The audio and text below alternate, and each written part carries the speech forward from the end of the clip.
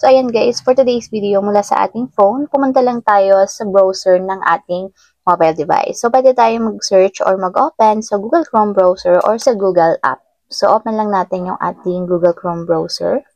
And dito guys, i-search lang natin sa search tab yung Google Gemini. And then search. So, tap nyo lang guys yung website para ma-open natin yung Google Gemini. So, ayan guys, pagka-open ng Google Gemini or ng site, ang first step natin is mag-a-add lang tayo ng photo. So, tap nyo lang yung add button na nandito sa my write a message.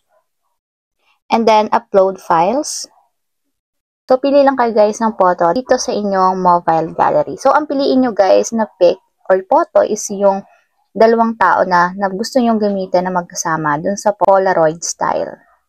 So, tap nyo lang yung photo na napili nyo. And intay nyo guys mag-generate yung image. And ayan guys, after nyan, so mag-copy naman tayo ng prompt na gagamitin natin. So meron ako dito mga nakasave na prompts sa aking notes. So gagawin nyo lang guys is ikakopy nyo. So dapat kompleto yung prompt na ikakopy ninyo para hindi magkulang yung ating i-generate na image. So ayan guys, copy lang natin.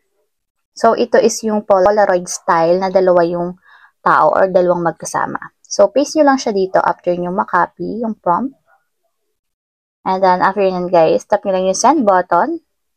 And wait nyo lang siya mag-generate. So, minsan guys, mabilis or matagal yung pag-generate nito. So, depende lang sa inyong data connection. So, ayan guys, after nyan, i-scroll up nyo lang. And ayan yung lumabas dito sa aking Polaroid style na image. So, dalawang tao yan. Since nga in-upload kong pic is 2 person ng mother and daughter. So, para naman ma-save guys, tap nyo lang yung image. And then may save button sa upper right corner. Tap nyo lang para ma-download or ma-save.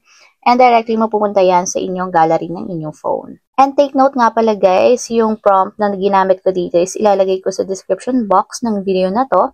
So, doon nyo na lang i-copy and then i-paste nyo siya sa Google Gemini ng inyong phone.